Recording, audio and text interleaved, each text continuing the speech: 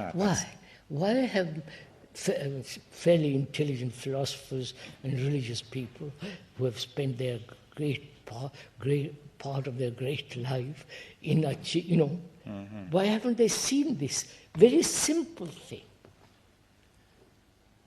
The great intellectuals and the so-called evolutionary concept and so on, why haven't they seen this simple fact that where there is accumulation, there must be more? Yes, well, they've seen that, but they don't see any harm in it. Wait, no, I'm not sure they see it. Well, no, they've seen that they're trying to get more, you see. They're saying we're trying to get a better life. You see, during the 19th century, it was the century of progress. Progress, I understand. Improving all the time. All right. But progress outwardly. But they felt inwardly, too, that man would be improving himself inwardly. But why haven't they ever questioned this? Well, yes. Well, what would make them question it?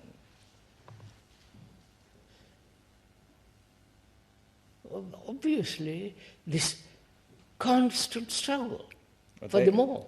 Yeah, but they felt that was a sign of that was necessary for progress. You see. But is that progress? Yeah. Well, I mean, can we make it clear? You see, suppose you had to answer one of the 19th century optimists, who said man is progressing all the time to be better inwardly as well as outwardly. Yes.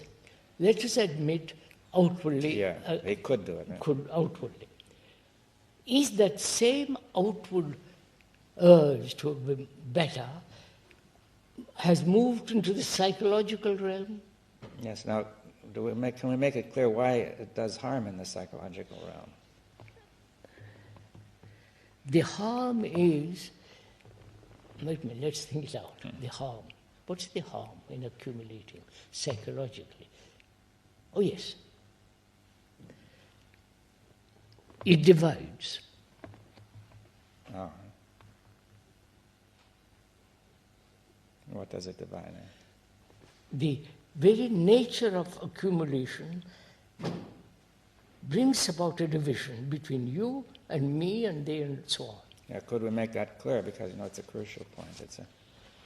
I can see one thing, that suppose you accumulate in your way and I accumulate in my way. And he accumulates another way. And then we try to impose a common way of accumulating, and which is impossible. Conflict. That's conflict, right? That never takes place. Yes, they say everybody should be moral and ethical. Yes. I have accumulated psychologically as a Hindu, right? Yes. And another is accumulated as a Muslim.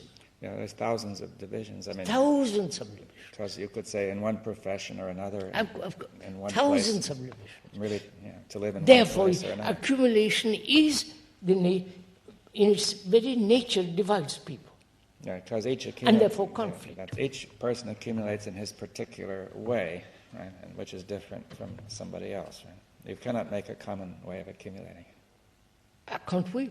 So let's all accumulate. But it doesn't work. You see that because everybody already has a different of course. relationship, no matter what you do. So, can we say then, in accumulation, man has sought psychological security, and that security, with its accumulation, is the factor of human division, psychologically. Yes, any attempt to accumulate will divide. I think even that occurs in some sociological studies, like Karl Marx, who said that it was this accumulation of capital by some people which divided them from other people, and that started tremendous conflict.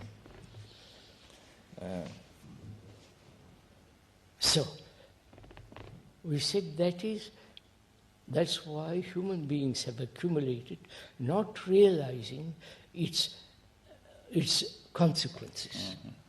Mm-hmm. And realizing that, is it possible not to accumulate? Yes, well that's... that's a tremendous... Yes, because it seems the human mind automatically accumulates. I know. Why? For this very clear and simple reason, in accumulation, as outwardly, it feels safe, secure. Well, perhaps you could say that having gotten into this trap, it was very hard for the mind to get out because it was already occupied. The mind is filled with this process of accumulation, and Yes. it becomes Yeah. very hard to see Now, anything. Suppose my mind is filled with this process of occupation, which is psychological knowledge, or man, can it end? Yes. Of course it can. Well, if the mind will get to the root of it. Of course it can. Which is that there is no, it is an illusion that in accumulation there's security. Yes, well, now one can see this at a certain level. Let's say one discusses this, I don't intellectually, but I would prefer to say as a map, you see, that one has drawn a map of this whole process. And the question is and when you have a map, you must now be able to look at the country Yes. see what's on the map, right? Yes.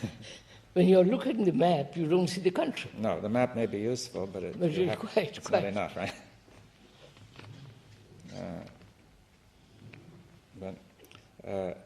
But now we were saying that desire is what keeps people going on with it. Not only desire, but this deep-rooted instinct to accumulate. Like the squirrel. Huh? We Like a once squirrel, mentioned yes. the squirrel, yeah. For future, for safety. That and desire go together. Right? Well, it builds up into Of intense course, desire, of right? course. So desire plus accumulation is the factor of division, conflict, and all the rest of it. Yeah, because you could say desire really the root of the word means need. You see, a person feels he must accumulate more because he needs more. Needs, yes.